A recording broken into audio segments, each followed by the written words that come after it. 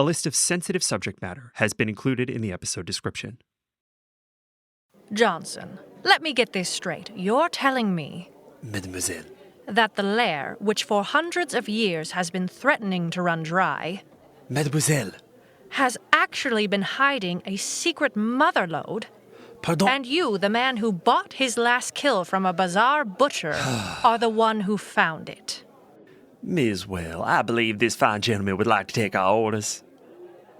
John Johnson turns his attention to the waiter, whose patience is growing about as thin as what's left of his hair. I'll have a bee's knees, heavy on the gin, with a candied twist, if you please, my good man. Oui, monsieur. And for the young woman. The young woman flicks her menu at the waiter dismissively. She doesn't intend to be rude. She simply wants to resolve the latest of Johnson's ridiculous demands so that she might return to her office and what little of her real work she can salvage, collecting and penning all the news deemed fit to print by the powers that be. Whiskey soda, and don't hurry back. Magnifique.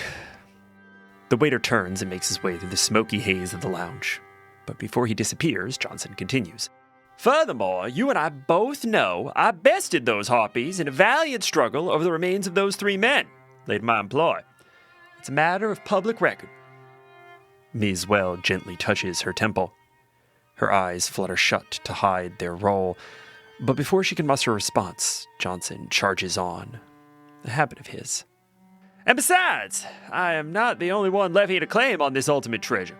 That old codger ramshackle will be launching an expedition that very same day. And, with your help, I intend to make a race out of the whole affair. At this, the reporter leans forward, the leather of her frock creaking against that of her plush chair. Finally, he's come to his demand. And what kind of help are you looking for, Mr. Johnson? The last time John Johnson requested a favor, Ms. Whel wound up complicit in the falsification of 2 death records and the disappearance of a rather valuable-looking set of dentures. Still, his reciprocity kept her landlord off her back and away from the presses for nearly 2 years. Everyone in Basin City has to look the other way from time to time. And it would seem today is again her turn. Ms. Whel glances up and away, ensuring their waiter's absence before she speaks. Frankly, I find it hard to believe that you and Mr. Ramshackle have found equal footing in this or any other speculation, Mr. Johnson. In fact, I'd wager you're more likely to be riding his coattails down that deep. Judging by your sheepish grin, I'd say I'm right, which means your need isn't publicity.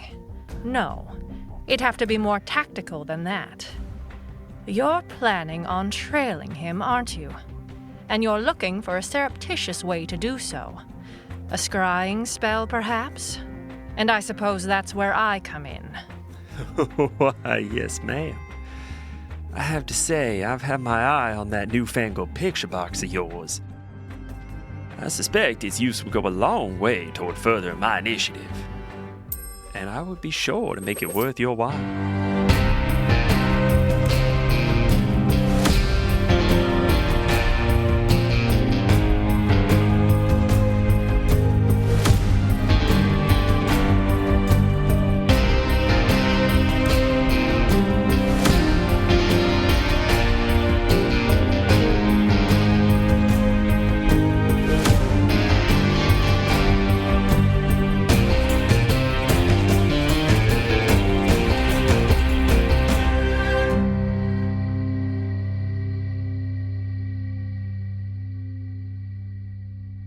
Hello, one and all, and welcome to yet another episode of Unbalanced Encounters, the Misfortunate 4, the only show that dares to ask, what if the real treasure was the awkward acquaintanceships we made along the way? I'm your host, Patrick Perini. We're so wealthy. We're so wealthy. Listen, I don't think anyone who has met us in this game wants to remember that they met us.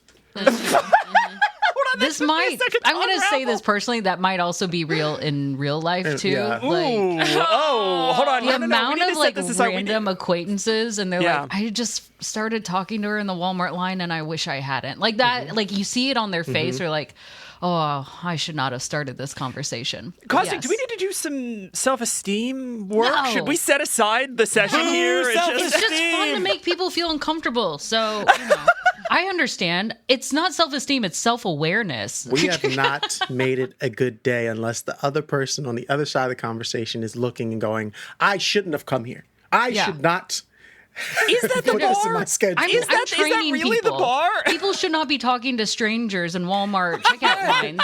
So if they do that, I am teaching them to regret their decisions. Welcome to Unbalanced Encounters, the only show that condones social conditioning as praxis. Jesus Christ, y'all. Praxis, I hardly know sis. We'll get one eventually. We'll definitely get one eventually. That was a good one. Oh, fuck. Any fucking way.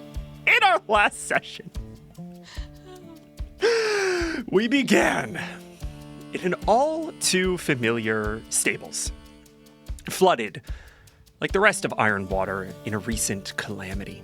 Cal and Odion spoke briefly to Auntie Sybil, who put Odion to work shoveling shit.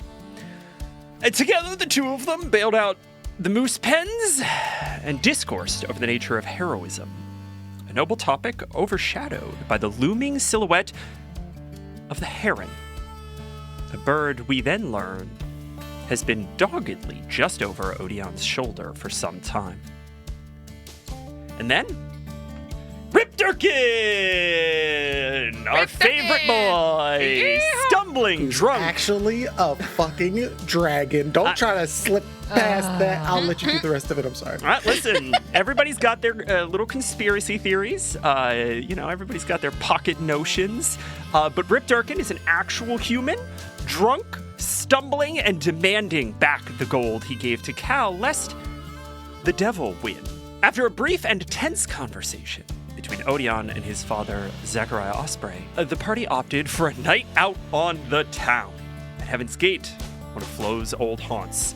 You all met Gary, the drug-dealing Gorgon, which, by the way, that's what they're called. I've been calling him a Medusa, which is just like one specific Gorgon. I was gonna say, and I didn't know whether it was the law that you just wanted to call them Medusas. And I was like, actually, Patrick, you're gonna get actually. Read them sometimes, kids. So if you made it this far, we redact. He's a Gorgon. He's a Gorgon.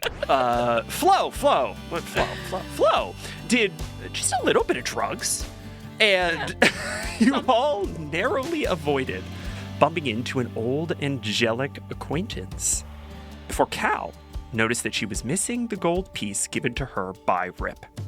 One casting of Locate, and the shadow of a winged creature later, she and Flo were sharing a completely incoherent heart-to-heart.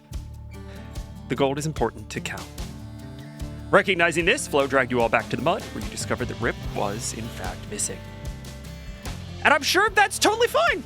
It will have absolutely no repercussions on our story whatsoever. Anyway, the next day, you all trekked back to Lair Town and met your employer, Bonnet the Ramshackle, who issued you your employment contracts. Weevil immediately clocked a clause requiring you to part with damn near all of your magic items, but especially Flo's gun. After a few failed mundane attempts to remove the claws, the gun itself intervened, burning the claws off all of the papers.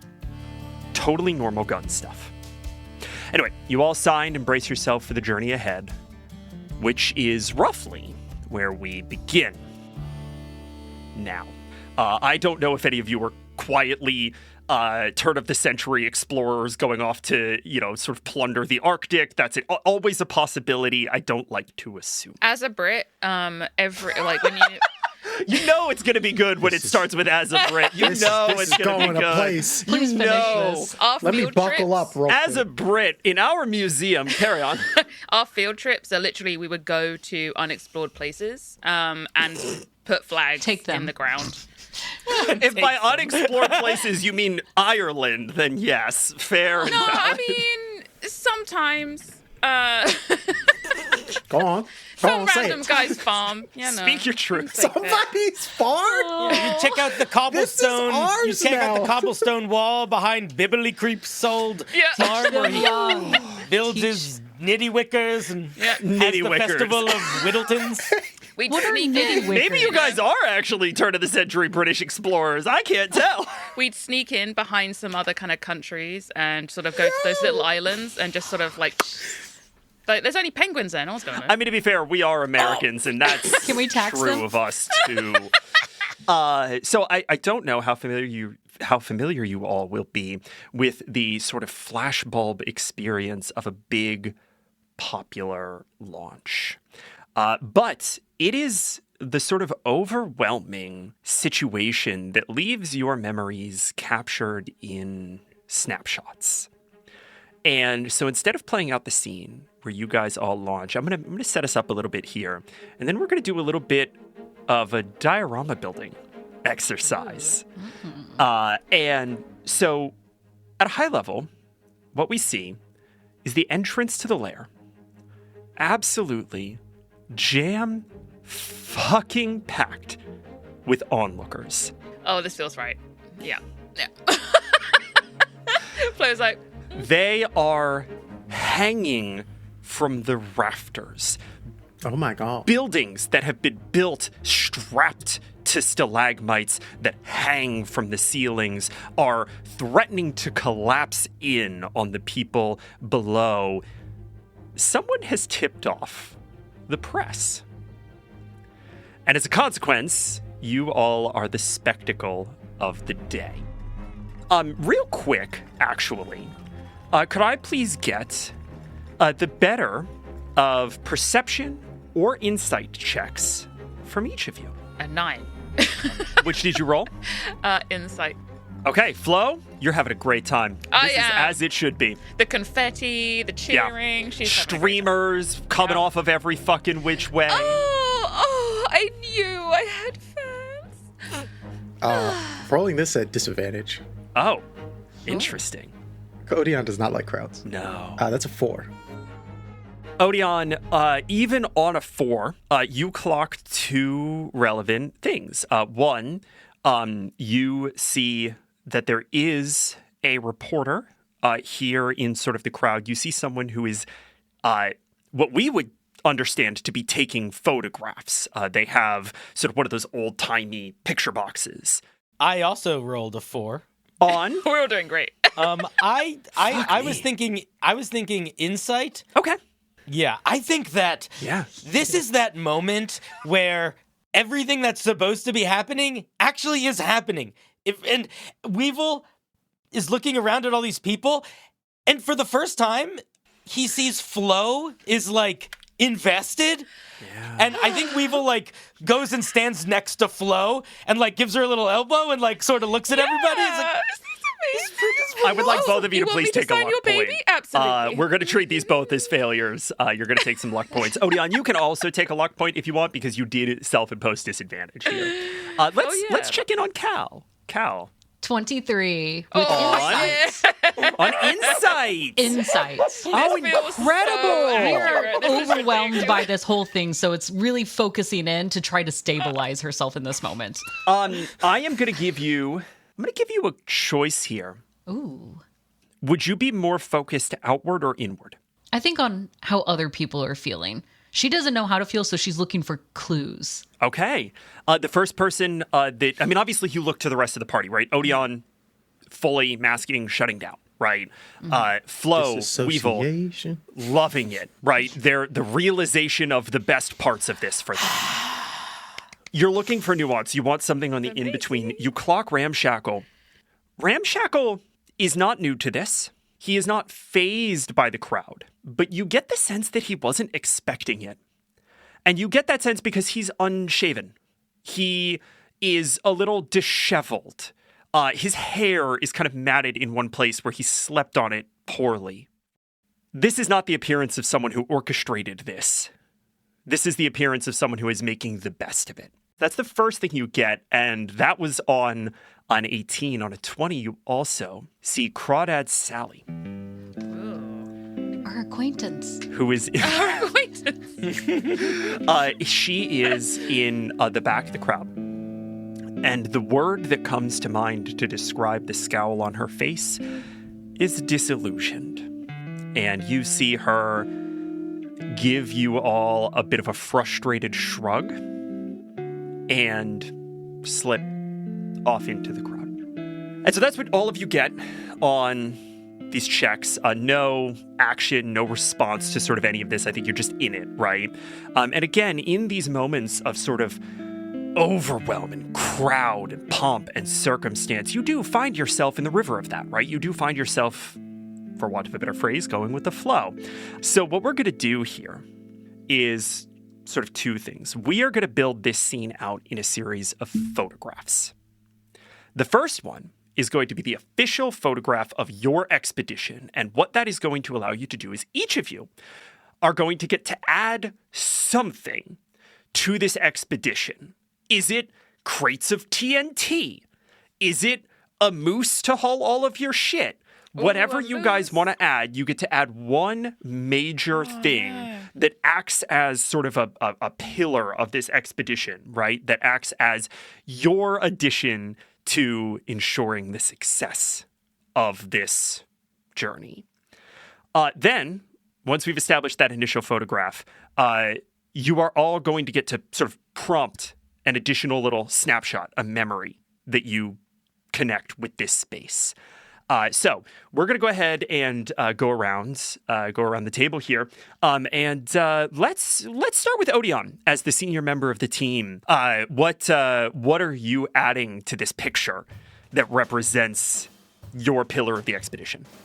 Odion would want something that is just what's the term to use? Something functional, something that isn't flashy. So I'm trying to think like a pack that like he got special packs for everyone or something. Sure. Something where you're like, spelunking equipment. Okay. Yeah, it's something like really goofy where it's like, oh wow, thanks Odion. But then you get to like a climb and you're like, oh shit, good thing Odion got us these things. Yeah, absolutely. I think let's say this. Let's say you give everyone a rappelling kit that also, and I don't think you tell everyone this right away, also includes some tools for field bridge building after your close call with Weevil and having to fully leap across that chasm. I think you want to make sure everyone is prepared to sort of get across the various gorges that you're going to come into contact with. Nice. So we see, again, we've got, you guys are all standing in sort of that very, kind of explorer pose, black and white photograph that's sort of frayed at the edges. And all of a sudden, 4 large rappelling packs appear on all of your backs. And from there, we are going to go ahead and go to Weevil. Could Weevil have helped acquire a platform that was maybe 5 feet across, maybe a little bit bigger, that is essentially a permanent Tensors floating disk? Ooh. Essentially a platform. What I'm imagining is like what looks like the frame of a wagon, but with no top and no wheels. And the edges of it have surrounded either by little bat wings or little spider legs. And it just walks with us and we can put stuff on it and it can carry its stuff for us. I like spider legs. But from a perspective of game mechanics, sure. Basically, essentially, Tensor's floating disk. Like just a thing that floats near us that we can put stuff on. I'm almost envisioning, if you guys can recall from the end of Howls, where there's just the platform and it's like running on sort of those 2 legs, but very sort of monstrous insectoid legs instead of the sort of full robot. Yeah, and much smaller. Yes. Like we could not, I don't think we could ride on it. Yeah, I think that's right. Maybe one of you at a time, but you... Yeah, if one of us was like unconscious. It's kind of like treasure chest size, is what you're saying. Like, yeah. And this appears just behind Weevil in this little diorama of ours. I think Flo would have loved to have got us matching outfits, but knows that people would not be on board for that. So I feel like she tried really hard to get matching outfits for everyone, but people were not. So what she did was she got matching cloaks for everybody. So I want sort of like very Lord of the Rings. Everyone got that thing with like a nice clasp and stuff. I'd love for them to be able to give us a little like bonus to sneak or something. Go ahead, if you would be so kind. And roll me just a straight up and down D20. Oh, roll it down? Roll it Actually, it's down. up and down. You got to do that. You have to do both, legally. I got a 17. Okay. So that's not too bad. None of you know this. But all of these cloaks give you one casting of Featherfall once a day. So, and I want you to imagine they're like really, probably quite drab on the outside, but on the inside, they have the most fabulous, like, inlay, whatever kind of like glorious silver Silk gold lining. paisley you could imagine on the inside. So you could be like, "Wah-wah." Tuxedo mask, actually. And you all have these clooks appear draped over your My shoulders. job here is done. We're gonna look And like once a bunch again, of Flo didn't do flashers. anything. I'm trying to think like how we wear it. Like I think shows like the Hobbits when you look at like the Lord of the Rings. Yeah. Theirs are so closed on them, whereas like the rest of them have it like draped along their back instead. We're gonna look more like the Hobbits of like, look at us in our. Odion's is like over his head. You can't see his face anymore. He hates Odion's all doing the of like this. hoodie zip up to his Yup. chin situation. 1,000%. He was that And I'm kid in there, high school hands on too. hips, like, I look fab. Incredible. And last but not least, we come to Cal. I don't remember much about the lighting system here, but I would really like it if we had like a small, like permanent light fixture that Nicholas could carry for us. Oh, That's like so a little smart. lantern. Yeah, and he can that like lead the way and be above us. I love You know that. what? Absolutely. Absolutely. Go ahead. Again, I'm going to ask you to just straight up make me a luck check. Sure. A 4. So here's the thing.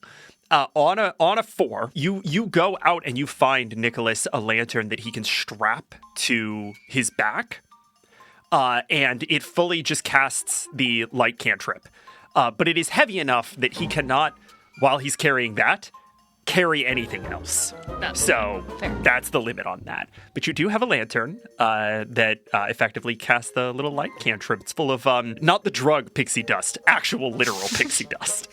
He's our little lightning bug. Yeah, I love it. And very, very Love that subtly, for him. in our last edition, Nicholas, perched atop Cal's shoulder, just heaves over slightly as the lantern weighs him down.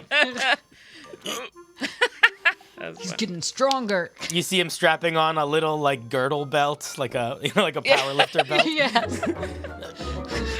And we get the snap and pop of the picture box recording this frame. And I would like you, please, to all make me charisma saving throws. Uh-oh. God damn it! I am rolling so bad. This. Uh-oh. Ooh, I got a 21. 5. You got a 5? Okay. 21? Yeah. 18. 18? Okay. Yes. 4. My man. It's because you're about. hidden in your cape. Yeah. Fully in his hoodie. Yep. Okay. To the best of your guys' ability, I am going to ask you to keep me honest on something, and please remind me to follow up on that whenever you cast a spell or use a magic item. And you all see that the woman who is taking this picture, tall woman wearing basically a leather like blouse. She's in sort of like Victorian dress, but it's fully leather. She's got a little Goldblum. fascinator, and she has this big wooden box that makes kind of a brimstone as she snaps this picture. Motivated by what your character would remember from this experience, you each are going to get to tell me another picture that this journalist gets that is going to sort of run alongside the events of the day. So whoever has an idea first is welcome to kick us off here. She comes in for the interview around Odion, who wasn't paying attention. She says, "Excuse me." He shouts, slaps her camera. It hits off. It gets a picture of Wait, Odion did you just assault going, this woman? and she ends up using that as the... Incredible. Odion, you are, if I ask you to make, and write this down, I am too. If I ask you to make me another one of those mysterious charisma saves, you are going to take disadvantage. Got it. That is the profile piece for Odion Osprey-Heronshaw, scion to both the Osprey and the Heronshaw family, first and only son of renowned adventurer Zachariah Osprey, on his first adventure as his party's official muscle. Who's next? I think Weevil sees a group of children sort of looking up at what's going on, and in his mind, with his 4 on his insight, regardless of whether or not they are impressed, he sees them as quite impressed. And the image that he sees, that he has sort of his mind, is seeing these kids sort of looking up at awe and him sending his shadow down and like high-fiving the kids and like giving them thumbs up. Ooh, I like that. I like that quite a lot. I'd shit a brick if I was a child and that shit happened to me. Immediately. I rolled pretty high. I think these kids are sort of into it, I think we get this snapshot of these kids sort of high-fiving this shadow, and the headline: "Brains of the outfit makes good with local children." Oh, Please take a luck point. very good. I think Flo's picture would look like Flo standing in the middle. On one side of the picture is the crowd, the confetti or the excitement, civilization. You can kind of see the town sort of like on that side.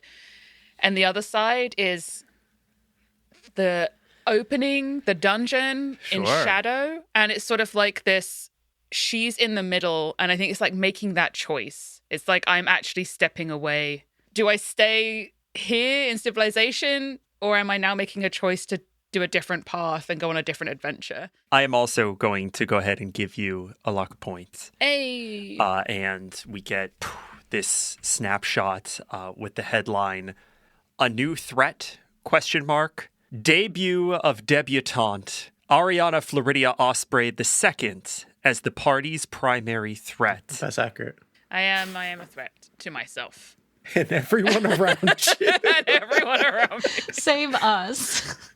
And with that, we are going to go to Cal. Cal will remember and see the moose over at the side, but is making an active decision not to go over there. Like, it's a choice of separation, of saying, like, that's always been my life to be around moose, and I know I would end up taking care of them. And so, like, she pictures this moment, like, in her mind, just remembering of this crossroads of go to what's familiar versus I'm going to try something different.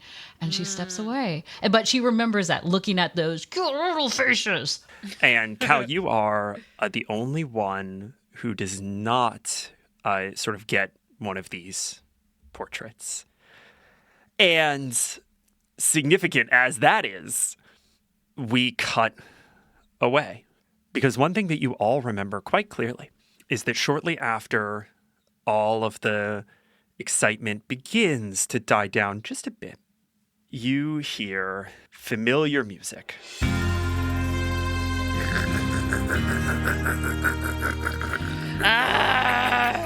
Can I do a quick insight to figure out, like, where this sound is particularly coming from in case I ever get the chance to destroy that thing? Oh, sure. Sabotage it or something? It's just Sure. his manly musk. It's like an aura. Oh, it's not good. It is his aura. Yeah. It's a 9. It's a 9, yeah, you're not sure. But you do put together that it is attached to pictures of the moose, 3 of them, led by Lancelot the Moose, the mighty steed of the John Johnson. There are pictures of the moose sort of getting ready, and there's a headline scrawled, Lancelot stands proud in support of the John Johnson and his merry men. And you all remember very clearly that shortly after, again, all of the sort of hubbub died down for you all, the John Johnson pushed his way into the limelight, announced that he too was aware of the ultimate and final load of gold belonging to the dragon, and that this was not the launching of a single expedition, but was instead the launching of a race between two noble adventuring parties. He's sniping the expedition from us? Are What a you? prick. Are you? Okay. And by the end of the day, and the time that you all push your way into the darkness of the lair, you have lost control of the story. And what everyone understands and believes, whoever gets out first and alive will take it all. Also, how unfair is it that the moose gets a headline and a picture? Come on. And you didn't. That's rough, buddy. That's rough. I want to be exceptionally clear. Caustic is responsible for that injustice to Cal, not me. I love it. I am innocent, Your Honor. So, we make our way into the lair. First, running. I do think there's a bit of a spring in your step. I think Ramshackle is a little bit like, you guys all, sort of circle the wagons, and Ramshackle does inform you that this is news to him. Fuck, right? Like, this is not how he expected this to go. As far as he's aware, no one else has seen the map. It has been on his person the whole time. He has no idea where the John Johnson gets the gall to assert that he knows where this treasure lives. And so he is confident that you all have the up in this situation, that you are the only extant map to this final load of gold. But he's pissed, right? Like, the narrative has shifted, and obviously you guys are kind of on the back foot a little bit, at least from a PR perspective.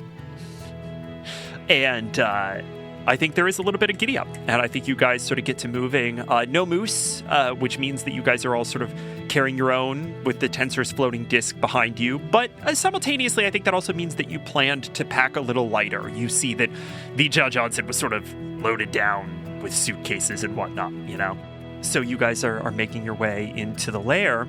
And the way that we are going to kind of do this, because the going this time is much easier than your last excursion. The chances of something going permanently and radically wrong are very, very low. So the way that we're going to kind of tell this tale is we're going to build a little montage. And the way we're going to build that little montage is that we're going to go around to all of the things that you guys added to that initial picture.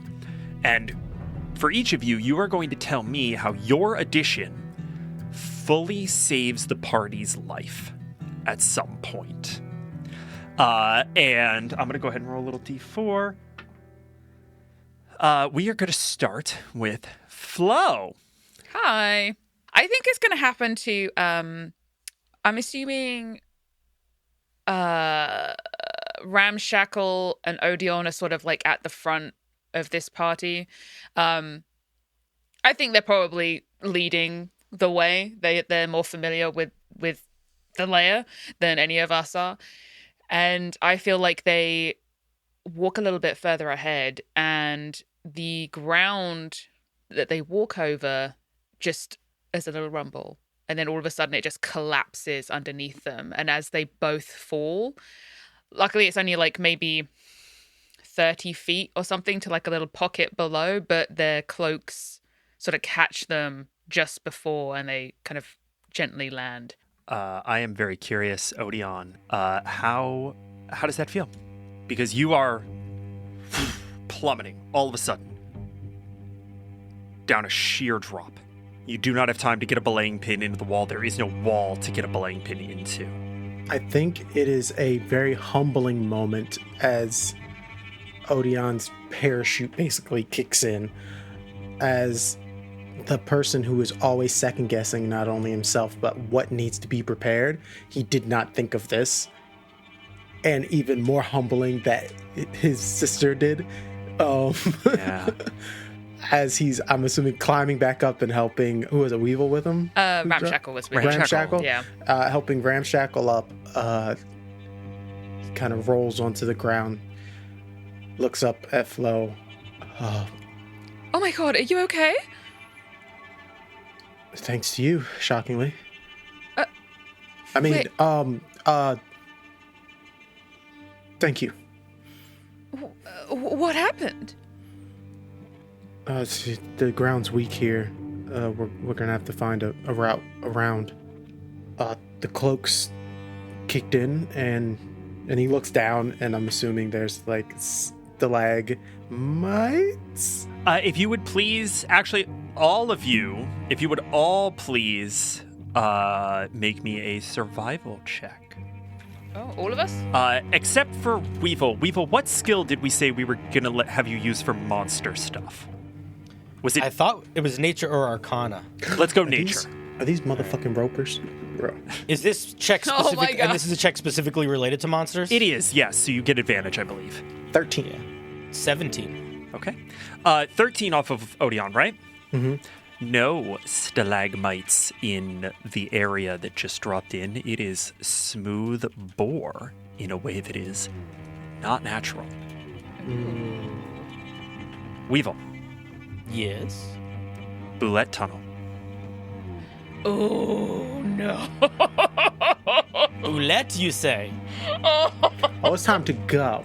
We need to. Those are like underground sharks, right? Yeah. Big. You know, I've never actually meaty seen armored one in sharks. real life. You said you got a 17, Weevil? Yes. You catch off of Nicholas's lantern. There's a little bit of light glinting off of something more reflective than the stone down in that pit. Do I know anything about the nature of bulettes? Are they aggressive? Are they territorial? Are they passive? Or are they like is it like seeing a moose in real life where it's like if you keep your distance it's probably okay, but if you see a polar bear in real life you really got to leave? You certainly would be able to draw that distinction, and I think that Cal did a good job surmising land sharks. Yeah. If this thing can see you and does not think you are a threat, it's probably going to try to eat you. Right. Great.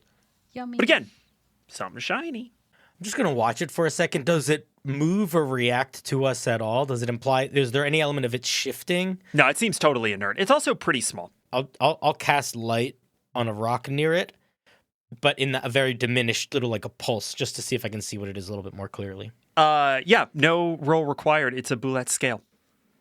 Ooh. And you know that per your sort of daily one-time use magic item thing, you could theoretically make some boulette boots out of these. That sounds cool. I'll have my shadow pull the scale over. What's the? Grab Do it. we have range on your shadow? Do you have like mage hand or something? It's mage hand. Mage hand. It's Okay. Mage hand does 30 it. feet. You grab it. It's sort of stuck to the cavern wall here. Oh, this is going to be lovely. I'll work on this later tonight, and I'll put it in my haversack. If we see a boulette, okay, I've only seen them in pictures, but they're big, shiny. Their scales look like this. Half their body is a mouth. The other half is mostly legs.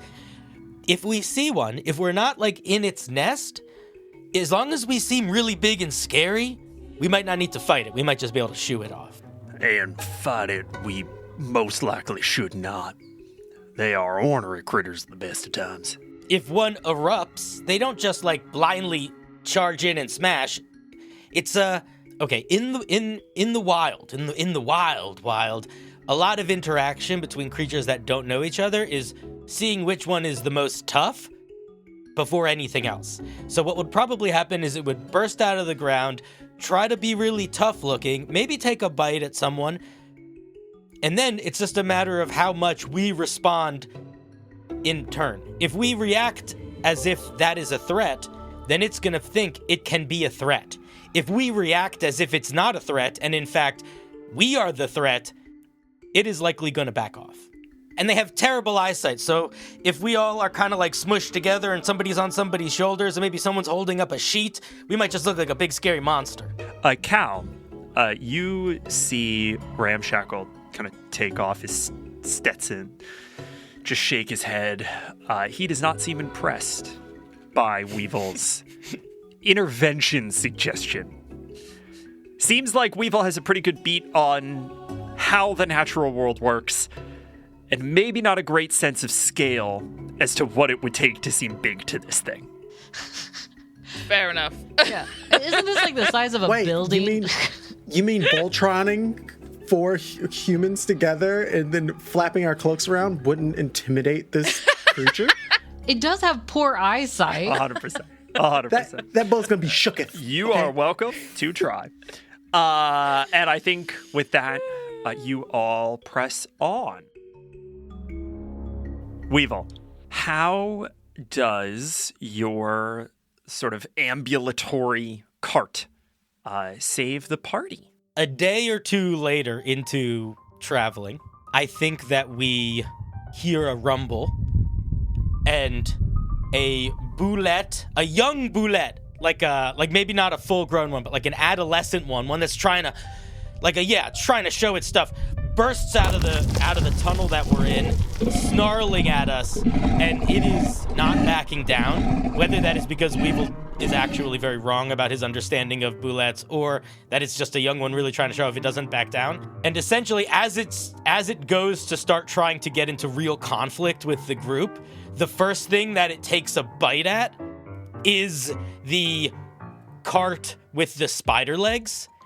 And much like a shark taking a bite from a side of a boat or a kayak and being like, oh, this isn't food, and leaving, it takes a big crunch out of the cart, like sort of backs up as it basically just bit a bunch of splinters and like kind of looks confused and scampers off, leaving us not to have to fight it or continue to face off with it. We don't taste good.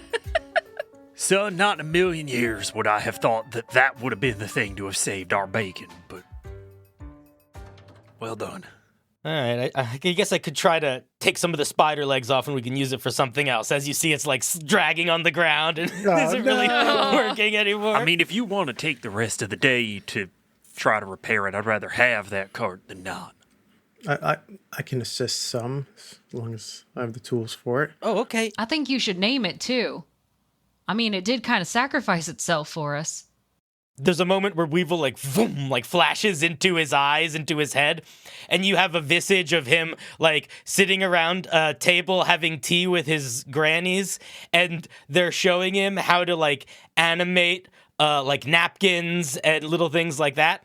And he starts going, this one is going to be Jeremiah, and this one is going to be Glitter Hill, and this one is going to be Samantha. And one of his grannies puts her hands over his and says, we never name them. And he's going to flash back to himself and be like, maybe another time. Well, I think that's kind of cruel because it went through a lot for it, but I guess it's yours so you can do what you want. I'll think about it. And I think with that, this sort of moment breaks up. And you all make camp for that night, I think early, to give Weevil a little bit of time to repair this thing with Odion.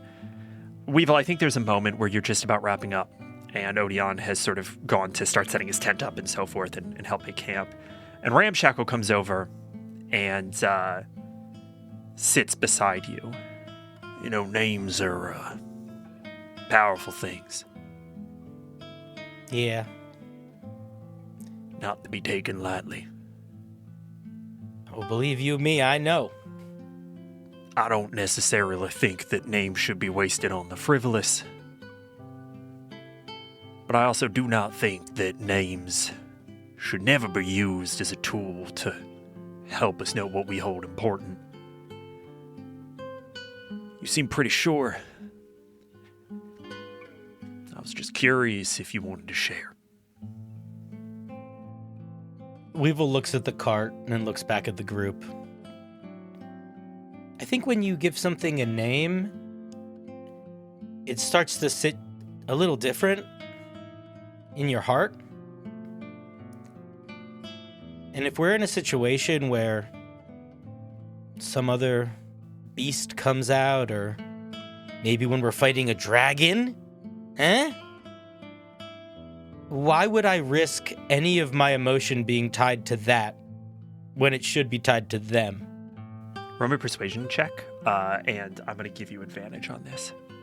20. That's a 20. Not natural 20. A dirty That's 20. 16 plus 4. 100%. A dirty 20. Ramshackle sort of adjusts his hat, kind of rests his hand on his head, his finger kind of tapping on the edge of his black glasses. You're an insightful lad. And I think that you have a pretty good grasp of the gravity of our ultimate destination. We're going to be down here a while. And only the devil knows what that's going to dredge up for us. Keep your mind fixed on that thought. Keep your mind fixed on the dragon. And he pats you on the shoulder, stands up, and starts to walk away. When he says that, Yeah. does the way that he says it flicker back to the way that the demon said it? I only say that because because both the demon's reference of the dragon and his sort of sat weirdly in that space of nebulous, maybe he's being literal, maybe he's not, but it's very similar in tone. So I'm going to say no roll required. You get the connection. You can make an insight check if you want to get distinction. 13 minus 1 is 12. I'm going to use 3 luck points. Yeah. Pull that up to a 15. Okay, I'm now that's out of cool. luck points. All right, a 15 was what I was looking for here. So very well done on that buy. You are able to tease apart. These are not the same people, right? You dispel any notion in your head that somehow it was Ramshackle imparting those ideas to you in your dreams. But whatever they're speaking on is the same. This doesn't need to happen right now because there's still more montages to do. But at some point before they get too deep into the dungeon, oh God, this is going to be hard. But Weevil's going to ask Flo for a piece of her hair. He would like to attempt to create a little fetish object, put it under his pillow to try to like beacon to his grannies to come talk to him. And using Flo's hair specifically to kind of give them a wink and nod in the direction that he wants help with. Yeah. So let's go ahead and go to our next little vignette. Cal, Yes. how does Nicholas's lantern save the party? Yes. Well, we're diving deep in, and this is a bit treacherous. The terrain could probably be a little bit harder, but there's lots of different potholes and crevices that just drop down, and there's quite a few times in which Nicholas, thankfully with his light, illuminates to help us see that it's an actual drop down and not a shadow. Especially to our leaders up above. Nothing big, but Nicholas is just like a nice, constant, reassuring light to make sure we stay together and no one falls down any holes. So not a big dramatic moment, just a sort of almost drumbeat of safety. Send Nicholas ahead, make sure that the way is clear. And I think in many ways that is very emblematic of Cal and her approach to the world, both learned and innate. And at this point, I think I will have you all make me the better of survival or perception checks. And Cal, you can get advantage from Nicholas's lantern. 22. 13. I got a 15. 14. Cal, Yeah. you find moose prints. You can tell it's a moose by the way it is. By the way that it is, yeah. Sorry, with the 13, I feel like that's all. That's exactly what it is. Yep. We just get that moment where you're knelt down by them and you look, it's a moose print. You can tell that. Anyway, Weevil, you find some remnants of a ritual spell that you are familiar with, and I think that on that 14, you go ahead and do your sort of basic identification arcana stuff, and you see that the scraps of someone casting, some burnt paper and so forth, someone casting Longstrider on multiple targets, it seems like. Flo, you find a human tooth. Ew! Patrick, you gotta stop using this podcast to bully your wife. You gotta stop. Is it gold? Roll me a luck check. If it's a gold tooth, I'm fucking keeping that boy. I got 15. Yeah, it's gold. Yeah! It's worth probably about 1 gold. Great, it's fine, whatever. It looks like somebody lost a sort of gold tooth. And as you were kind of putting all of this together, you realized that somebody probably made camp here, maybe after a fight. And Odion, you get to tell me, what do they fight? Oh, okay.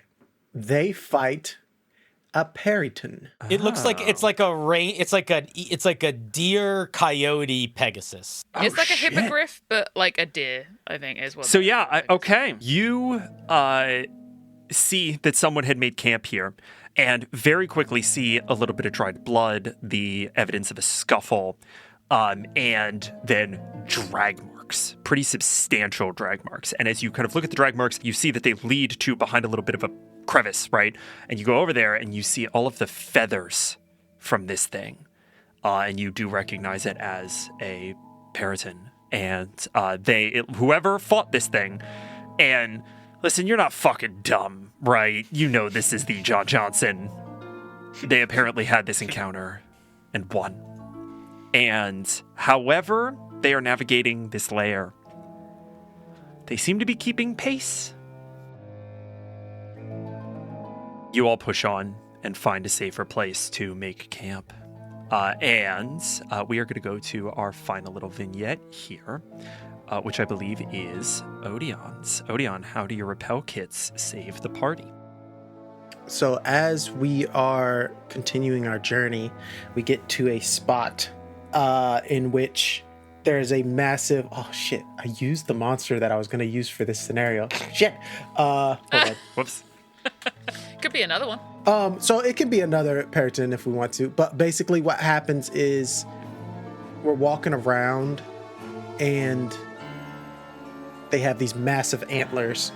And instead of impaling Weevil, his repel pack gets caught and then ripped off of him, and he's flung the other way, and then it scampers off as it was trying to take him out. Weevil, you are fully lifted by this pack, just up off the ground. And you've read about these things, right? But as much as you had intellectually understood, talons are, 4 inches long, and they hunt, honestly, for sport as much as they do for food. You should give them a wide berth, and they have these massive wings. There is something mortally devastating about losing the ground under your feet. And I think your shadow just snips the pack, and you fall harmlessly 5 feet onto the ground. And this thing, thinking it has gotten the better of a good deal, flies away with your repelling kit. How do you feel? I think Weevil, takes a second, sort of looks around, pats himself a little bit almost, then sees Odion kind of looking at him in much more of a calm way. I think Odion has probably actually had much more experience in battle than Weevil ever has. Hey, I guess they call it a repelling pack for more than one reason, right? Because it repelled. Anyway, thanks. Whew, that was crazy. Yeah, no problem. It's good because usually they drop whatever they catch to make sure it's dead. Then Odion just walks off. Okie doke. Does anybody come along? Weevil obviously a little rattled here. Does anybody clock that? Odion obviously does not. Can I roll to see if I do? Sure, Yeah, of course. You guys can roll inside too, checks. Sure. Because I don't know if Flo would naturally... a 9. It is a 7. Okay. None of us give a both shit of you, like please this. take a luck point, and we will. I'll take that. What a 15 catch it, Patrick. You already said no, so I'm gonna say no cool, because cool. I think it's a little bit more meaningful here for Weevil to, I think there's a moment where everybody checks to make sure that you're not pierced or punctured or wounded or bleeding, right? I think that people are concerned about how close you are to death in this moment, but as soon as they realize you're not, it becomes sort of a matter of course. And for you, what was sort of a shaking reality crashing into a very heady understanding is just another day down here for everyone else. Mm-hmm. And I think that you all press on, and I've got this visual of you kind of going up a very narrow sort of precipice. There's a sheer drop on one side and just a full, kind of wall on the other. You're on this very narrow, diagonal, sort of almost vertical stretch of rock, this little ribbon of rock. And you trek your way up to a safe landing. Could I get one last survival check? 16. Oh, 16. Okay, 2 16s. The two of you, as you're making your way up this little stretch of solid ground, kind of glance out into the chasm, and I think the two of you just happen to be sort of walking side by side, and Nicholas's lantern throws a little bit of light out over the darkness, and you see that there's a little bit of glint of metal. And I think you take a second, you realize that there are minecart tracks that are running over this big sort of precipice. You don't see an end, a terminal to any of these. They are just sort of crisscrossing this abyss. I don't think you could really do anything with that information in this moment, but it's odd because aside from the occasional indication that John Johnson and his merry men are on your heels, there's very little evidence of people down here. And now all of a sudden, infrastructure. And I think you all make your way to a safer little landing and establish camp for the night. And I think that you all begin taking watch. The vast majority of watches pass uneventfully, right? And you guys have split up the night into 5 even watches. And the last tonight is Flo. And so, Flo, you are woken up by kind of an inability to get comfortable. Makes sense. I'm not in my, feather bed. You wake up and you're like, okay, I definitely know I'm going to be on watch here in a moment. So like now I shouldn't go back to sleep. And you're just kind of in that groggy place. And I think you sort of feel a little knot crook your shoulder there. And you can't quite figure out what it is. And blearily kind of go digging into your pack, pull it out. And it's something that, it presumably just sort of worked its way to the surface of your pack from, the interior as you've been pulling things out and putting things back. Because you haven't felt anything like that before. And it's something you never thought that you would see again. I don't know what it is. I'm going to ask you in this moment. We are going to flash back to your 5th birthday party. Oh, little Flo. It's gonna be perfect. Little Flo.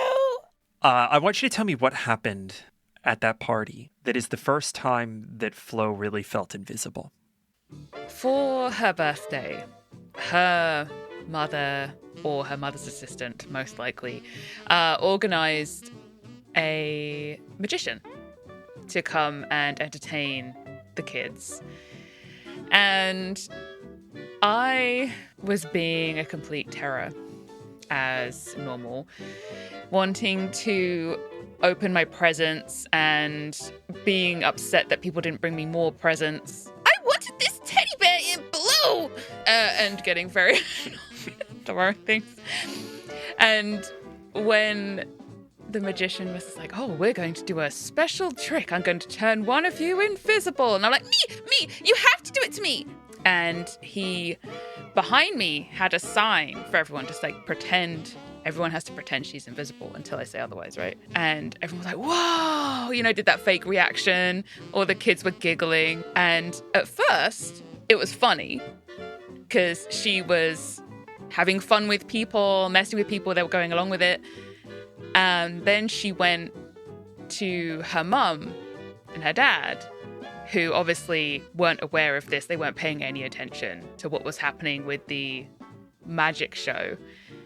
And there was none of the reactions when she moved a cup or pretended to be oh, they'll be scared if I just pop a balloon next to them or something. And there was just no reaction because to them it was just so normal. And she then realized, and she kind of saw her reflection in a mirror and she realized she wasn't actually invisible. But her parents always thought she was. And I think that really boosted her squealing and screaming and demands as she kind of grew older, because that was the only way she could get attention from them. That probably led to a bit of a tantrum. Oh, yeah. That was a meltdown. As the dust is settling, I think that you find yourself back in your room, and there is one last present. And it's very small. It's a little box with a card that says, "To Flo, And again, every one of your other presents, Arianna. Mm-hmm. To Flo. Love, Bimbly. What was that present? A very nice, but also very humble looking journal. It wasn't ostentatious. It wasn't, glittery and gilded or anything. It was leather. It was nice, but it didn't have any kind of extra fanciness to it. It didn't need it. I think written inside the front page is "You always have you," and she kind of kept it and has basically filled out the whole thing now over the years. How did you feel when you realized that you had accidentally left it in the lot of goods that you had sold Gertrude? I think there was a big loss. I think the immediate reaction was embarrassment. Because, someone's going to see my journal from when I was a kid. How embarrassing. And then feeling that loss, when you realize later that's the last time you're ever going to see somebody and you don't realize it at the time necessarily. Yeah. And yeah, I think now she's really missing it. Even if she hasn't looked at it in years, she now misses that very, very much. How do you feel when you pull it out of your pack?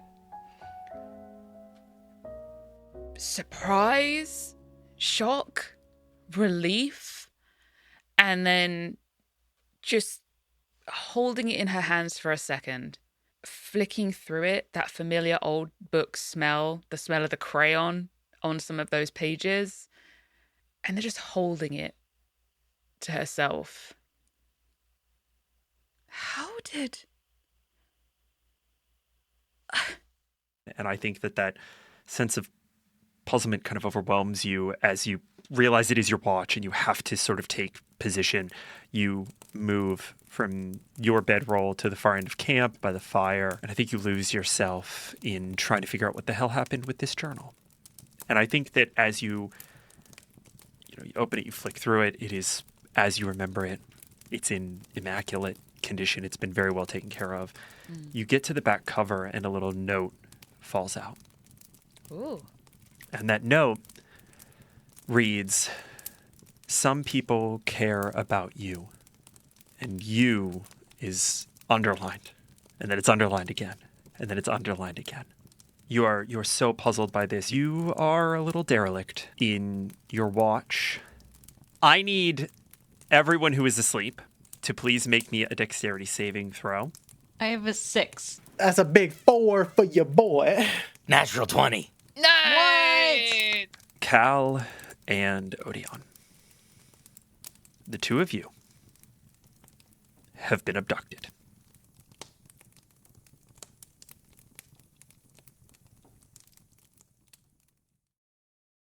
Good afternoon, Basin City. I'm your news correspondent, Ferrin Whel IV. Today's top story: the John Johnson and his band of merry men are preparing to delve back into the lair once again, this time in pursuit of a purported final load of gold. Upon launch, the venerable party posed for a series of pictures with the Mr. Johnson looking resplendent in his new harpy wing cloak, posed atop his noble steed Lancelot.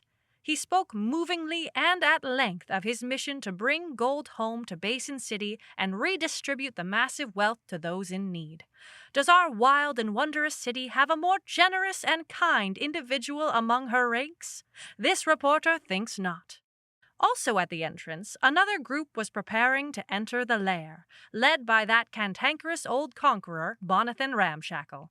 The Mr. Johnson and Mr. Ramshackle did not interact except for a brief handshake, captured by the pictographer.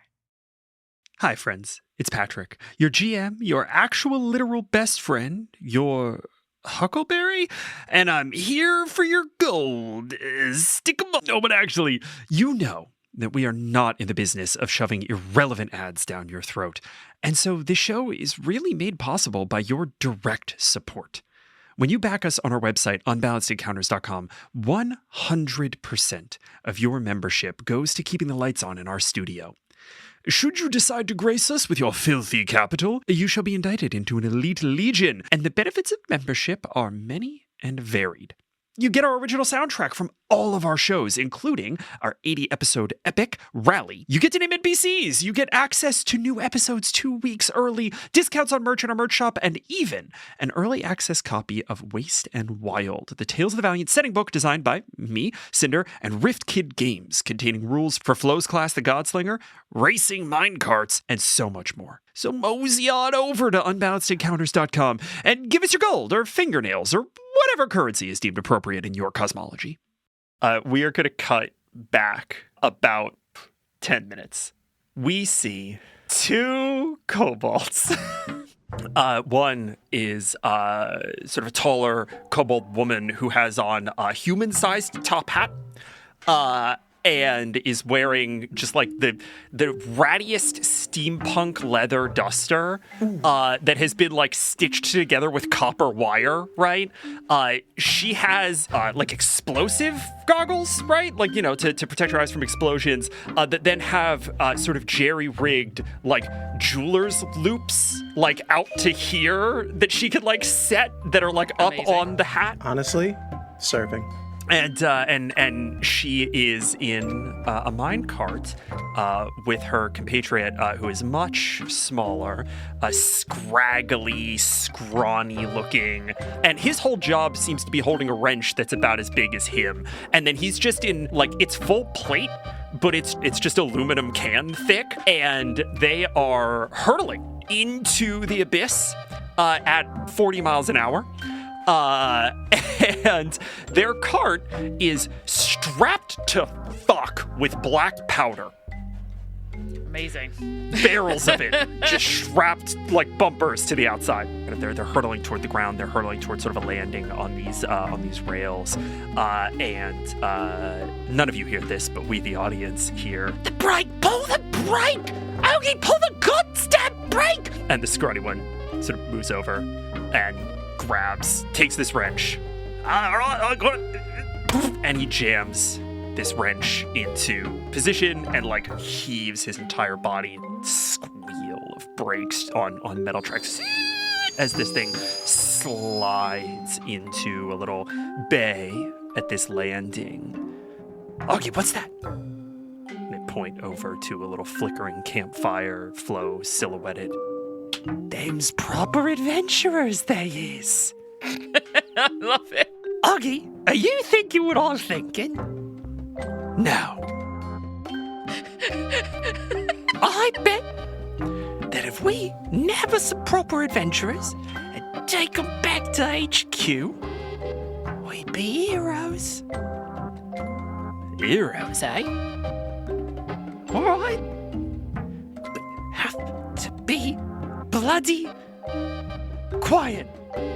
And then we fully smash cut to Odion and Cal in chains, fully still unconscious, not entirely clear how that happened.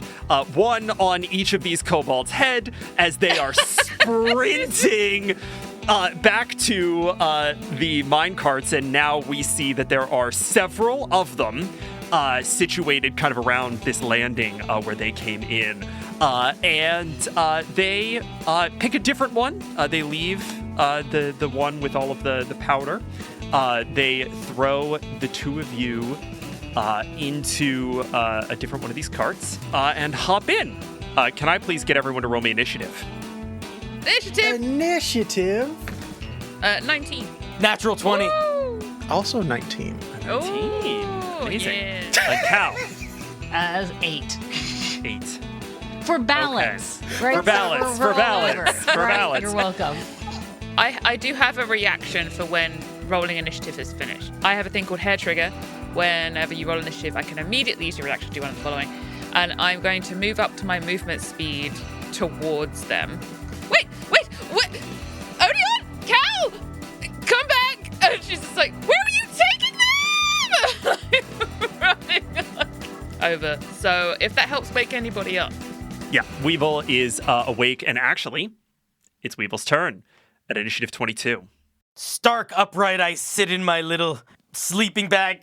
Do I see Odion's spear and Cal's hammer? Ooh.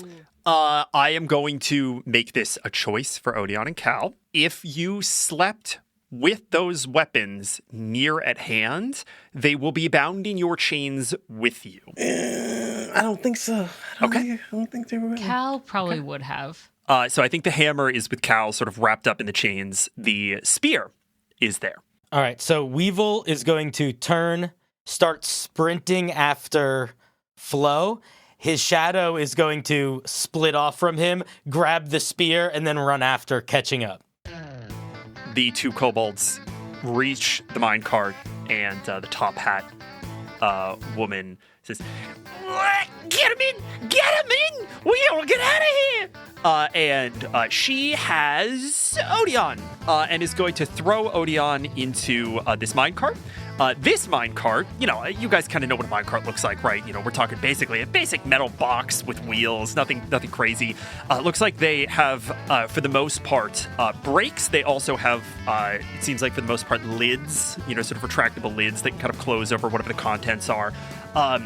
However, that is where the similarities amongst these minecarts end. The one that Odion just got thrown into has sharpened antlers and bones affixed to every available surface so that the whole thing is a fucking spike ball. And they toss you in, and this kobold, who seems to be the ringleader of these two, climbs up and in behind you, and is going to start to go to sort of pull the brake, is going to ready that action.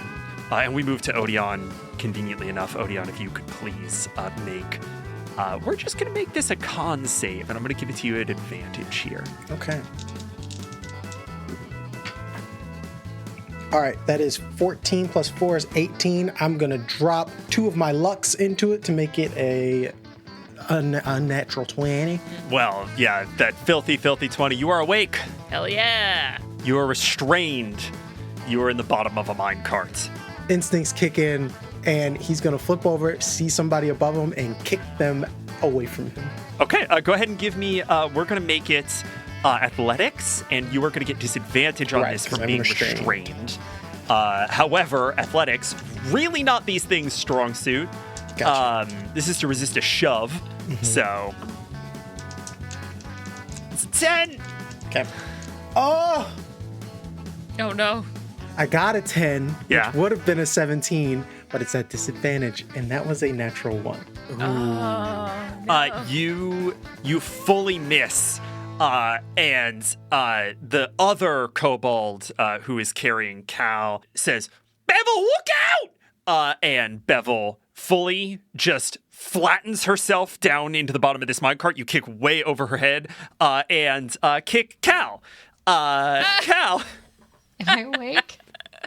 You take 1 point of bludgeoning damage and are now awake. Thanks. Hooray. As I planned the entire time, guys. Yep. Flo. Yeah. You are just ahead of Weevil. Weevil having taken all of his action economy to catch up to you. And you are seeing this ruckus kind of play out at these mine carts. You also see that Ramshackle has roused. And is, you guys aren't actually alone out here, and is sort of hot on your heels. What do you do? Right. So they're sort of like getting in one cart, and you said there's an array of other carts? Yes. As a matter of fact, you can see the other carts, and you're going to have your choice of options here. The one that I had mentioned that is sort of strapped as fuck with these barrels of black powder. Maybe not that one. You see one that has one of those like hand truck pumps. Okay. That also has a full excavator arm on the front of it. Oh shit, that one looks cool. I think the pump action because I don't think I'm going to get to their You're not going to get into it on this turn. No, I understand because I'm not going to be able to get to their cart before they kind of push off. So I think Flo is going to basically veer to another one that hopefully she can roll alongside them with. So as she's running, and she instinctively, whether it's herself or something is willing her to, she gets her hand on the gun, whips it out, and it just stretches in her hand, and she holds out her other hand to kind of rest the barrel on as it forms this like ridiculous long arm. And the scope that forms on the top is sort of like this weird snake mouth as she kind of like gets out and readies, because the living gun gives me a +5 bonus to the next attack roll. And she's Which is going to be now, right? And shoot, yes. Which of the kobolds are you targeting? I think the one that's holding Cal, because Cal's not quite in the thing yet. If you miss this thing's armor class, there's a very good chance you're going to hit Cal. Do it. All right. 31. To hit? Yep. 31? 31, holy Yeah. fuck. Yeah, I mean, So I you think I fucking hit. hit. You fucking I hit. hope so. She, as she's running, you see this slow-mo, the cape starts billowing behind her in this brilliant flash of gold and silver as she slides down onto her knees, rockstar style, leans back and fires a whole 5 damage into the arm, I think, that's holding Cal. Augie is fully going to lose the arm and drop Cal into the minecart. Not doing great. Oh boy. Oh, Okay. I'm so sorry. Oh, no. Augie is going to just clamber into this cart and with his non-dominant left hand kind of meekly jam the wrench into the sort of brake position, winch it together with the brake lever and pull it, and the minecart vanishes as it rockets down the track. Ramshackle is going to close on the two of you, and he's gonna sort of run up. All right, what the fuck? What the fuck is going on? Ain't nobody supposed to be down here. Well, there's some kobolds down here. Kobolds! And I'm just gonna point at the direction of the mine carts. Fuck me. The last time I was here, there weren't nothing on these rails. Kobolds? All right, well, we ain't about to leave Odion and Cal behind. Looks like these minecarts are big enough for 2 each. How we want to split this off? All right. Well, that one looks less dangerous. And she points to the one that you mentioned with the seesaw and the... There are names for these if you guys would like the names for them. Yeah. Please. Yeah, 100%. The 2 carts that you have access to are the Pump Action Excamatic. What? And the Pulver Transporter. The one that Odion and Cal are currently in is called Old Scratcher. And there's a 4th that may or may not show up called the Dual Simeon Hook Line. Jesus Christ. I think seeing that there's 2 carts, we need 2 people in both, basically. Weevil will look to Flo and Ramshackle. You 2 take that one, pointing at the excavator. We'll take that one, pointing at the one with the explosions. And I will start running with my shadow towards the explosion one and sort of dive in. And as I dive in, I imagine my shadow is almost like boosting me up, but I'm mostly just like sprinting and tripping into the cart. Cal, are you trying to break these chains? Yes, very Okay. much so. Actually, I think she's also got small enough hands. Instead of breaking them, I'd like to just like try to Wiggle out. squeeze out, like compress her hand in. Oh, it's a 24! Let's go. Yes! Tiny hands. They just turn into little bird mouths at the shape of it. And then just... It hurts. It still hurts because these were on pretty tight. But she is scraping it off as quickly as she can. We're going to go to the top of the new round. And can I get a volunteer to please roll for our lair action at the top of initiative here? I need a D8. 8. You all push off onto these tracks and sort of right away realize that the excavator is going on the same track as the kobold's cart. The powder cart is not. It's going on a parallel track. Okay. And immediately they push off and they kind of bank down and, sort of this gradual slope. You fully roller coaster straight down. And on an 8, an old enchantment on your minecart kicks in. Please roll me 1d100. Let's If go. it's I love these viable, things. I will die. It's almost as high as it can be. That is a 97. Ooh. 97. So Three it's away from hopefully the great or terrible. In the abyssal stillness of this mine chasm, What is happening? the weightlessness of free fall, freeing you from any earthly constraint, faint ethereal music starts playing from your minecart for the next minute. This clown turned on the radio, dog. Yes! I feel like there's this crazy moment where I go into roller coaster mode, like, "Rah!" But then there's like enough time where it stops being frightening and disorienting. And then there's just this music starts playing, and very quietly to myself, I just kind of like, what? I wonder if this is how the John Johnson felt when it first started, you know?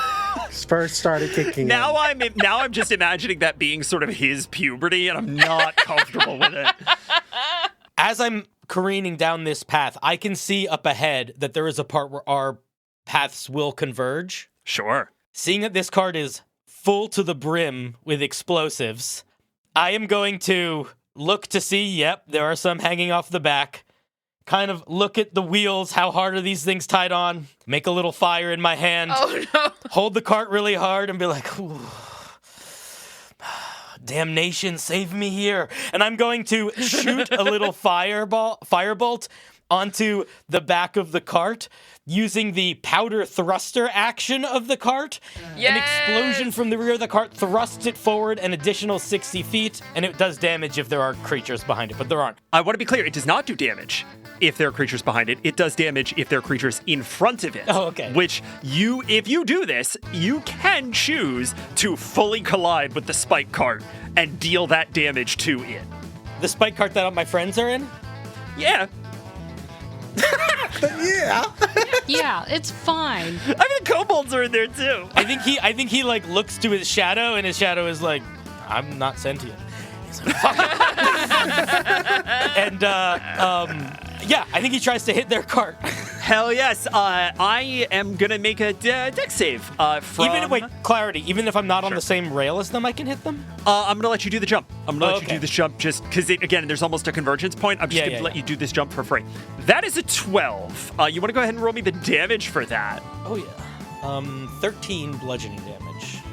You fully crash into this cart, and the way the damage works for hitting these vehicles, for hitting these objects, is that one of their actions is going to break at random. So could I please get you to roll me a d6?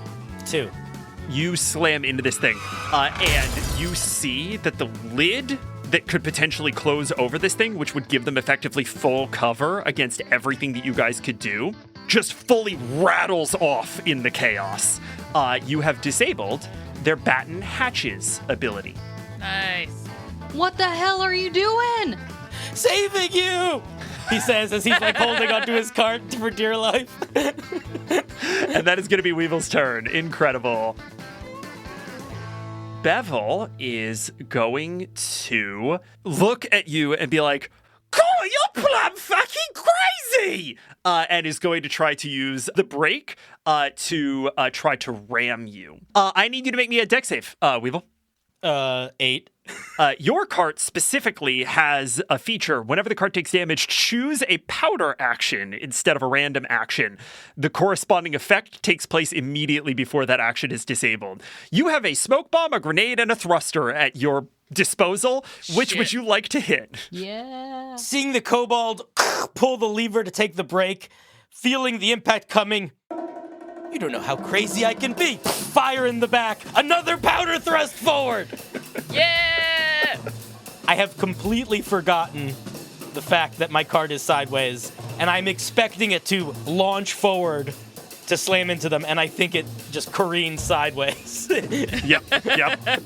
Okay, we are going to go ahead. You're going to lose the powder thruster. And I think you actually right yourself in the process. I think that you Tokyo wobble free and Tokyo drift forward. Emily's got it. We know.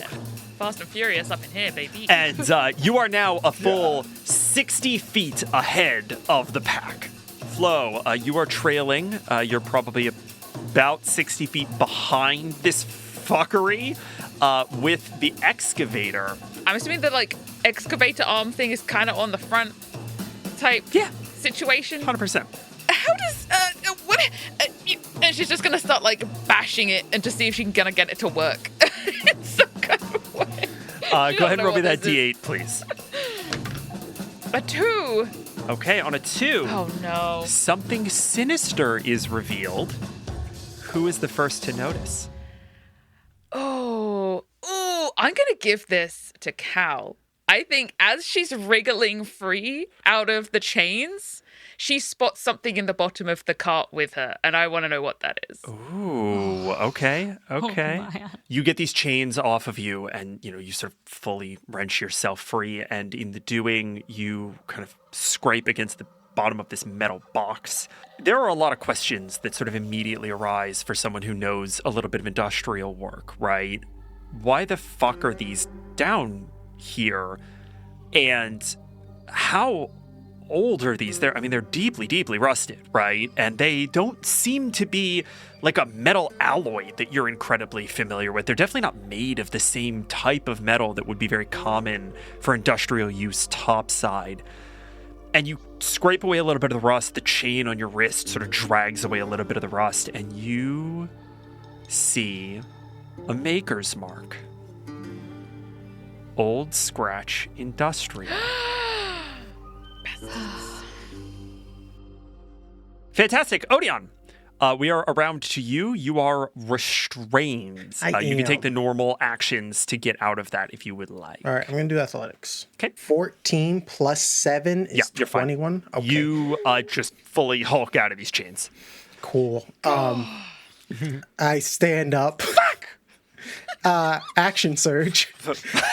Hey! Yeah, I forgot you were a fighter. Hell yeah.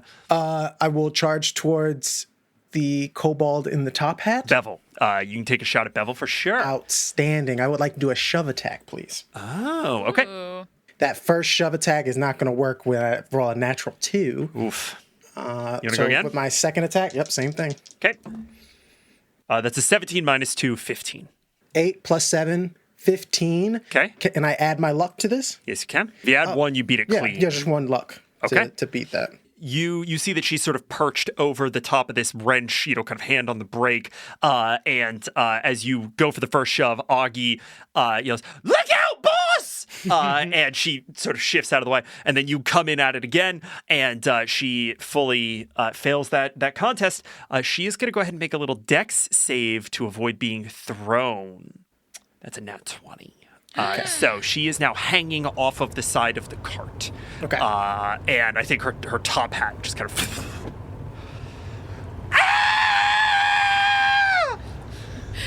It's a good response. Listen, I know the feeling of being seen without your hat. Right. Pretty scary. Harrowing. That's action and action surge. Do you have bonus action? I would just do I would use one of my stunts to do a cheap shot. Okay. Are you trying to hit Augie or Bevel? Augie keeps talking, so yeah. Cool. Go ahead and roll against Augie. Oh, there's the high rolls. All right, 17 plus... Hits. Yeah. I think I grab him and throw him into the front of the cart. You take this scrawny little fucking kobold, this pain in your ass, this piece of shit that thought that they could abduct you, and just fully impale him on the front. And as you do, he screams out, "Grand Worm, why have you forsaken me?" From 2 little pockets on his chest plate, pew, pew, signal flares. No. Cheeky bitch. Turning to Cal, Odion, trouble. More trouble is on its way. Great. Do we just keep going then? He looks around as we're just zooming down. Pretty much. Fine. We'll just keep this going as she makes a move then to go towards Bevel instead, trying to make sure that at least within the cart, it feels safe. So she's just going to let old Scratcher find her way wherever she needs to find her way to at this point. We're going to trust the process. So she takes her hands off of the lever, choosing not to hit the brake. And is just, because I imagine Bevel's behind, instead of like pulling her hammer off her back to swing at, is just going to save herself the extra effort and just try to ram her back backwards and using the hammer to attack that way. So I'll roll. All right, roll that attack. To attack and see if that works. It is a nat 20. Nice. Boom. Okay. Yes. It is easy. Like, it is just a few steps, and she just throws her back towards the end to where Bevel is hanging out, quite literally, and tries to just crush Bevel in this. All right, go ahead and roll me damage if you'd be so kind. Sure. 7 points of damage. Okay, There we go. You slam into her. You hear the crunching of knuckle and bone as you sort of shatter her left hand. But she is still holding on. Can I actually pull Bevel in to the cart? Ooh. Listen. I want to know. That's not a bonus action, but you're doing something that I think she probably wants to have happen really badly. Yeah. She's not So gonna I fight me think- on this? Funnily enough, I think she's just a willing creature, and that's just movement to like help somebody to their feet, right? Yeah. So I think you just pull we her can in. dialogue this. Like, she smashes Yeah. her fingers and then turns around. Do you want in this cart? Of fucking course I do! Then you're gonna give me answers. And she's gonna pull, lift her into this cart and set her straight down into the basin of this. You bastards took my head! You're what? My head! I can't hear. As he's like, Odion's the tallest one in here, so he's just got wind. All right, cool. We'll get to interrogation sort of on your next next time. Amazing. Weevil, you are the first to see, coming up alongside a parallel track from a couple 100 feet down the way. Something that it truly takes you like a fair amount of time to process. You see 2 trolls. I'm sorry. Oh, God. Trolls in this world. They have a cave troll. Trolls in this world are a little different. They are still large creatures. They are of the giant family. And as we know about giants, giants are almost these like dryadic creatures, right? They have this like plant matter that sort of grows in and around them. They are sort of half plant. I want you to picture 10-foot orangutans that all of their fur is just moss and lichen. That's cool.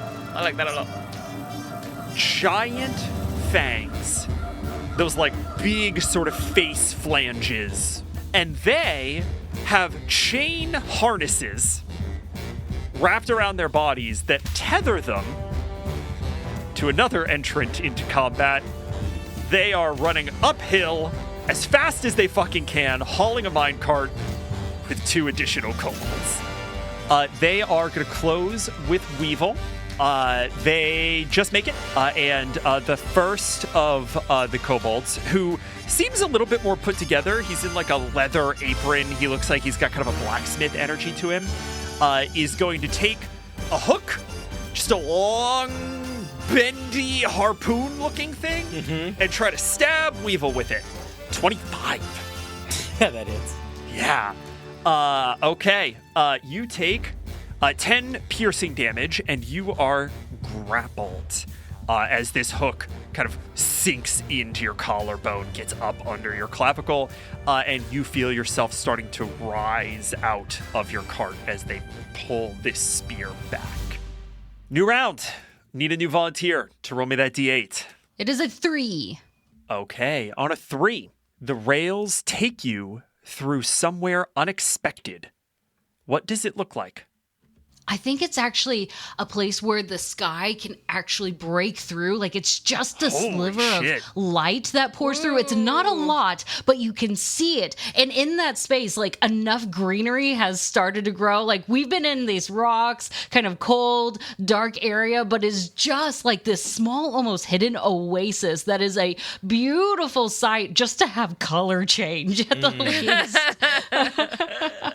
And I think that you actually see a little crisp waterfall sort of pouring down into this space. And I'm going to go ahead and say that everyone, maybe except Weevil, who's been hooked, is a little preoccupied here. Everyone starts to hear that resonant echo of water on water. The suggestion that beneath where you currently are is an aqueous environment. Weevil. If you do not escape the grapple this turn, you are going to be pulled into the dual simian hook line. How far behind me is everyone else? 60 foot to Odion and Cal, 60 foot to Flo and Ramshackle. So, And the carts are still moving pretty quick, right? Like we're yeah, they're still moving incredibly fast. holding the spear in my chest, about to pull it out. I think for a second. Bless it.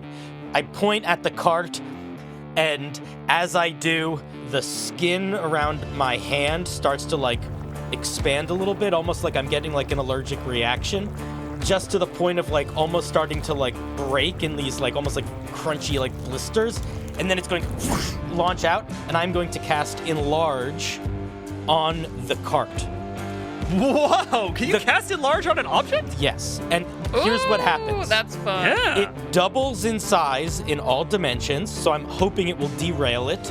Yeah, 100%. But more importantly, it multiplies the weight of it by 8.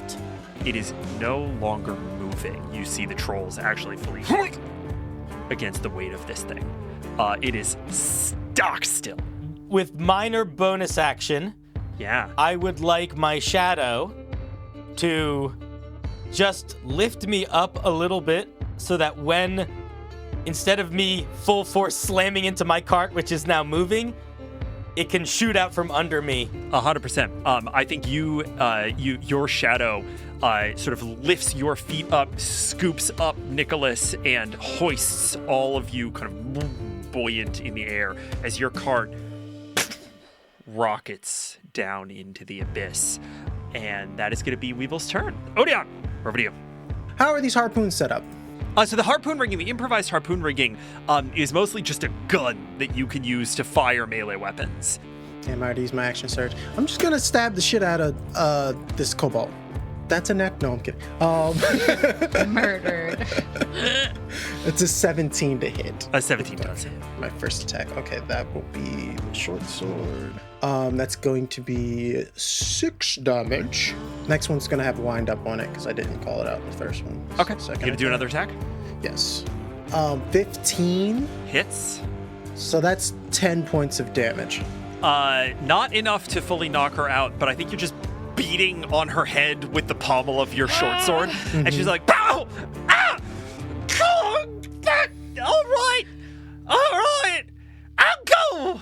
You do that again, and I will send you off into the abyss with that harpoon. Understood, Governor. Understood. Sit down, please. And I see Weevil just floating, I'm holding onto a spear for dear life, floating in the air. and his card is gone. Damn it. Yeah, his cart's fully gone. Okay. And we are over to Flo. I was just Googling Tensor's floating disc, right? Tensor floating disc is not with you. You left it It's back still at out there. camp. But it camp. follows whoever cast it. So would it be slowly following along the tracks? You know what? Towards- Absolutely. Yes. Absolutely. Absolutely. Yes. After a while, we just hear. It's slow, but it's It's there. very slow. Yes. It's like 20 feet It's around or hurt, too. something. It's broken, so it's just Yeah. like limping. So It will arrive eventually. yes. Amazing. If you or Ramshackle do not take the break action, you are going to ram into Old Scratch. Yes. So I will probably have to do that. I would have done something different if the Tensor's disc was closer, but it's not. So I can't do anything yet. So I'm just going to slow down. You hit the brake, and Ramshackle sort of braces himself. You guys are sort of both at a stop. Cal, Bevel is cowering in the corner of your cart. Cal quickly, just charges over to this corner, getting down at her level, almost putting, her knees, as she squats into it, into Bevel's chest and grabbing the collar of her shirt. Where did you get these carts? Why are you after us? Well, we thought you what might be genuine adventurers, and that would be look good on us to take you back to the headquarters. To who? And she's gonna kind of shake a little. Kobold Defense League! She'll turn over to Odion. The what? They're the ones who blew up the tunnel. And we'll do it again too! As many times as it takes to appease the Great Worm! You are not in a position to be making threats right now. That is horrible tactic on your part. What's the tactic, Governor? The tactic is you're going to tell us where our friend is, realizing that Weevil is not there in this moment in any of the carts, or you're going to go for a bit of a swim. What? Which friend? You got the ones there and there and there, and then on the hook out there. The what? The hook. The hook. The hook? Weevil, the one who's floating right there. Hey! And you turn around and you see Weevil is just fully like, whoa. You give him back. You tell them right now. Go ahead and make me an intimidation check. And if you would like to throw a little thaumaturgy on that, I will give you advantage. Yes. Ooh, spicy. The 6 is the higher number. Would you like to spend luck? Because if you do, you also get luck from Weevil, potentially. I don't think Weevil has any left. I have 4 that can get me up to 10. That's a better number than 6. I will take It's a it. better number than 6. I'll give you the one luck I have to get you up to 11. Yay. We're pretty intimidating. I rolled a 2. Thank Suck goodness. it! Okay. Suck it, Kobold! Right. Okay. I'm gonna need to stand up in order to do this. Cal will actually just lift her up instead. What? All right, you say what you need to do, or I'm throwing you over. And if you say anything a little funny, it's also throwing you over. She's kind of stumbling. She has no idea how to offer any threatening message. You're doing great. You're doing great. Release the lad! Release the lad! On my life, release him! And the other kobolds are going to look over. I rolled a 1. You know what's gonna happen. Come on. Oh, yeah. Come Just- on. Say it. It's Say this it. monkey's paw bullshit is what it is. No, they're gonna release him. Listen, Yeah, we've yeah. never negotiated a hostage situation before. And the first time we do it, spot on. Yeah, this is like dealing with genies here. You got to be doing really great. particular with the wording. Giving this a second's hesitation, the one who's holding the hook simply lets it go. And Weevil, you begin to fall. Jesus Christ. God damn it. I have an idea. I'm gonna pull one of those spikes Sure. off the side of Old Scratcher, stick it in the harpoon. I just want to tie one of these spikes and then shoot it at Weevil. Yeah, absolutely. Here's the thing. Okay. Here's the thing. Oh, no. You have to get it to him. But I'm also going to need some sort of check from Weevil to, like, catch it instead of become impaled by it. Sure. Right? Fair. I would imagine just a dex thing, probably. Probably. So let's start with the attack. I have vehicle proficiency. Would this count? Ooh. Fuck, yes. Oh, yeah. Yes, that's really good. This is going to be very good for you, and the higher you roll, the easier it's going to be for Weevil to catch this thing. No matter what, the improvised harpoon action says this attack deals damage equal to the weapon's damage dice plus 5. So, go ahead and roll. You're rolling, I believe, a d20 plus 14. Holy crap. Okay. I'm sweating. Spear him. It's going to be 25. Weevil, you are going to get a plus 5 on top of whatever else you ordinarily get to this dex saving throw. That is a 8 altogether. Okay. I rolled a 2. We're going to need damage. Odion. Okay, 8. I think Weevil has one arm holding onto the harpoon, and the other one, he's sort of like wielding, he's trying to sort of like wield his arcane at the same time. The spike hits him in the bicep of the hand not holding the spear, and he kind of goes loose. Odion's spear starts to tumble free and start to fall, and his shadow like reaches out and grabs it at the last second. And he's like just barely holding on, and it's more like he's not really able to hold Odion's spear anymore. So the shadow is sort of like manifesting the hand around his to like hold it.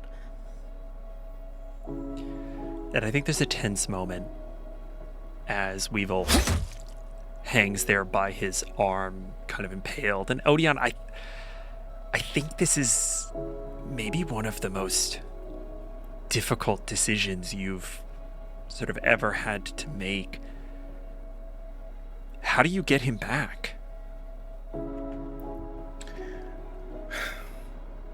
Weevil? Yeah! This is gonna hurt. And I think you pull Weevil back into the cart. And you see that he is now losing a pretty tremendous amount of blood. And Weevil, you know that you're not in any sort of immediate mortal danger now that you are back into the cart. But the whole situation has not been kind to you. You're mostly bleeding from the hook wound in your chest. I think this is the most injured Weevil has ever been. Mm-hmm. I think there's a moment right when you land in the cart that you know that you're safe and that you just let go. And I think you allow yourself to sort of tumble into unconsciousness. And as you do,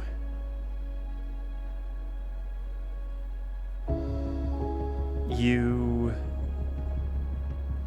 feel all of your bones hollow into dust. Sands upon sands at the end of the world. Your blood boils free of your skin. It sublimates out of your eyes. And when you sit up, you are hollow and you are sunken and you have died 1,000 deaths. And you are staring into the face of Granny May. Hey, Granny. Oh, it looks like they got you good, huh, kid? I look down at like sort of like the ethereal gaping hole in my chest and in my arm. Yeah. Try to squeeze my fist. It's like a real adventure, huh? Yeah, I guess it is. I mean, the important thing is that you're still having a good time, huh? I think so. Granny, is there a demon that you guys have been working with? A demon? Oh, no, I don't think so. Yeah. I don't think we've been working with a demon. Now listen, my sisters can sometimes go off on their own and do their crazy shenanigans, but I don't think a demon. Is that what this is about? And she holds up the little trinket that you made with Flo's hair. Yeah.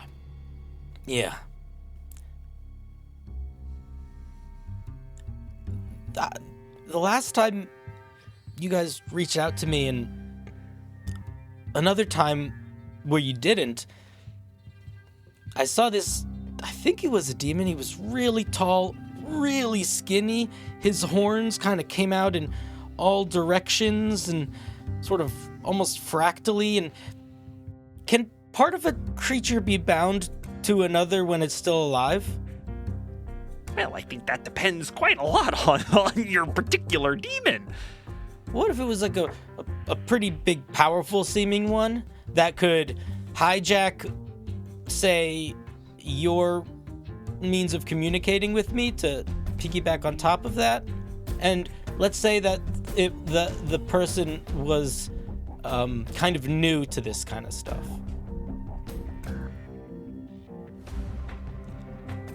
The person you're asking about. That's her. Or that's her hair. But she's not the demon? No. Well, Weevil, that's a curious thing to say. Because I'll tell you what. I know I'm not the brightest, but this here is demon hair.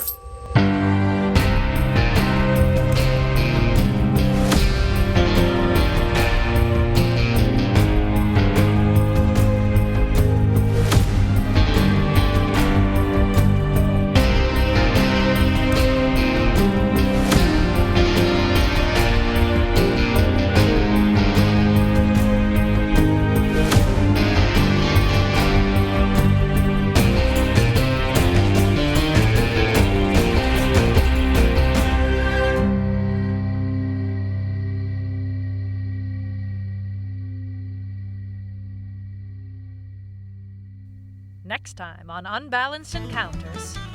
Have you ever been on the worst Rainbow Road experience in Mario Kart? That's how this episode starts. After that, plummeting to our deaths? Question mark? Who knows? Dragons? Question mark? Who knows?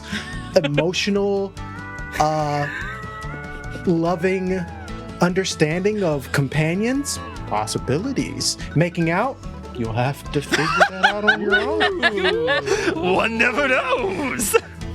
Finding a secret base of a secret society doing secret stuff with a secret recent side character? Wouldn't you like to know, Weather Boy? That's all I got. Weather Boy! Incredible. The Misfortunate Four is an Unbalanced Encounters production. This episode's showrunner and GM was me, Patrick Perini. Cal of Ironwater was played by Caustic Phoenix. Arianna Floridia Osprey II was played by Emily Graymore. Odion Osprey-Heronshaw was played by Craig Pate. Weevil Woebringer was played by Cinderblock Sally. And midroll announcer Ferrin Whel was voiced by Cleo Birch. This episode was produced by Sabrina Ortiz. Its Lorekeeper was Nick Plaisance. Scripted segments by Patrick Perini and Colin Epstein. Game design consultation by Mason Allen. And original music by Sayer Roberts. For the rest of the Misfortunate Four and other delightful shows, visit unbalancedencounters.com or search for Unbalanced Encounters wherever pods are casted. Okay, we love you. Bye.